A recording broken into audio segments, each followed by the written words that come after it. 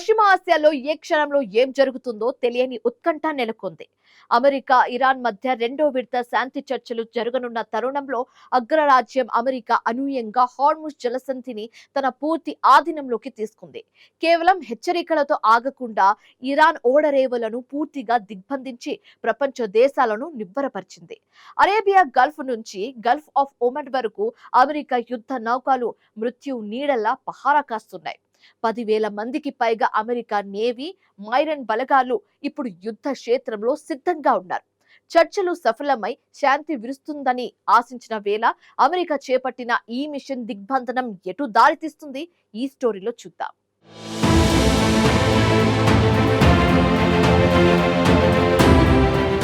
పశ్చిమాసియాలో Iran, America మధ్య ఉద్రిక్తతలు తీవ్ర స్థాయికి చేరుకున్న సమయంలో ఇప్పుడు హర్మోజ్ చుట్టూ జరుగుతున్న పరిణామాలను ప్రపంచం ఆసక్తిగా గమనిస్తోంది.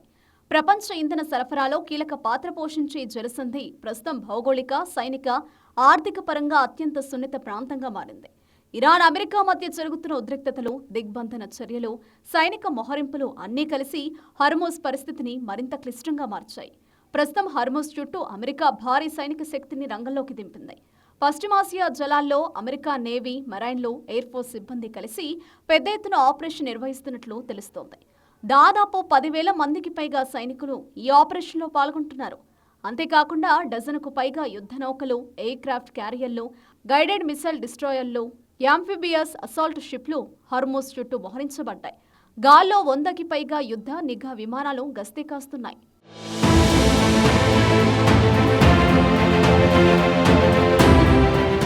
ఈ చర్యలతో అమెరికా హర్మోజ్ జలసంధిపై ప్రత్యక్షంగా నియంత్రణ సాధించేందుకు ప్రయత్నిస్తున్నట్లు కనిపిస్తోంది. ముఖ్యంగా ఇరాన్ ఓడరేవుల నుంచి నౌకల రాకపోకలను పూర్తిగా అడ్డుకునే దిశగా దిగ్బంధన చర్యలు చేపట్టింది. Gulf of Oman, Arabian Gulf ప్రాంతాల్లోని పోర్టుల నుంచి ఏ నౌక బయటకు వెళ్లకుండా, బయట నుంచి లోపలికి రానియకుండా కఠిన నియంత్రణలు విధించింది. ఈ నేపథ్యంలో ఇరాన్ ఆర్థిక వ్యవస్థపై ఒత్తిడి పెంచడమే ప్రధాన లక్ష్యంగా అమెరికా వ్యూహం కనిపిస్తోంది.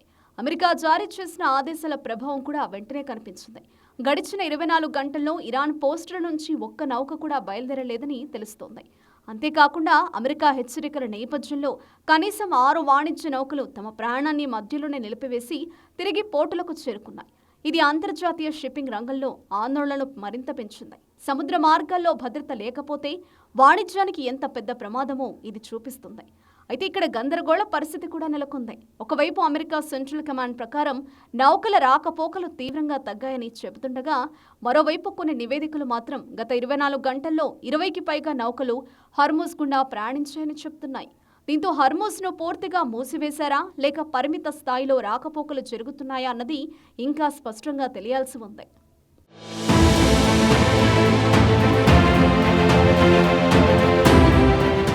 ఇదిలా ఉండగా మరో ముఖ్యమైన విషయాన్ని అమెరికా వెల్లడించింది.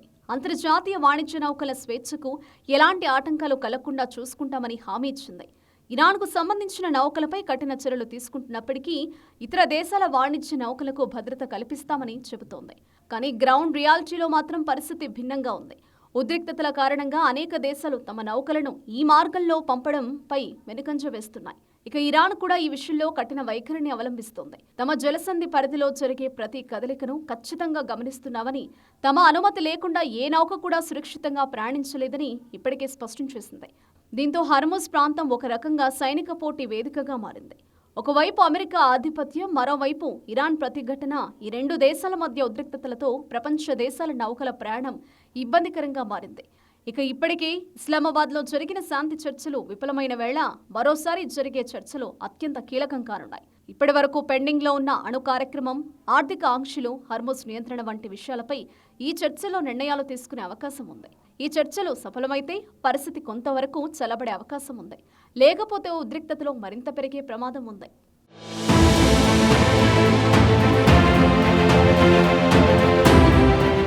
ప్రపంచ ఆర్థిక వ్యవస్థ దృష్ట్యా హర్మూజ్ జలసంధికి ప్రాధాన్యం ఎక్కువ. ప్రపంచ చమురు సరఫరాలో పెద్ద శాతం ఈ మార్గం ద్వారానే జరుగుతుంది. ఒకవేళ ఈ మార్గం పూర్తిగా దెబ్బతింటే చమురు ధరలు ఒక్కసారిగా పెరిగిపోతాయి. దాని ప్రభావం ప్రపంచవ్యాప్తంగా ఇంధన ధరలు, రవాణా ఖర్చులు, నిత్యావసర వస్తువులపై పడుతుంది. ముఖ్యంగా భారత్ వంటి ఇంధన దిగుమతులపై ఆధారపడిన దేశాలకు ఇది పెద్ద సవాలుగా మారుతుంది. త్వరలో జరగబోయే చర్చలు పూర్తయ్యే వరకు అమెరికా తన దిగ్బంధనాన్ని ఎత్తివేసేలా కనిపించడం లేదు. ఇతర దేశాల వాణిజ్య నౌకల స్వేచ్ఛకు ఆటంకం ఉండదని హామీ ఇస్తున్నప్పటికీ యుద్ధ నౌకల మధ్య ప్రయాణమంటే నౌకాయాన సంస్థలు భయపడుతున్నాయి. మొత్తానికి హార్మోజ్ జలసంధి ఇప్పుడు ఇరాన్, అమెరికాలకు పోరాట కేంద్రంగా మారింది.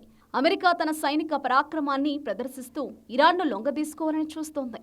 అటు భారత్తో సహా ఆసియా దేశాలన్నీ తమ ఇంధన అవసరాల దృష్ట్యా ఈ పరిణామాలను నిశితంగా గమనిస్తున్నాయి. ఈ చర్చలు సఫలమై దిగ్బంధనం తొలగిపోతుందా లేక యుద్ధం మరింత ముదురుతుందా అన్నది మరికొన్ని రోజుల్లో తేలిపోనుంది.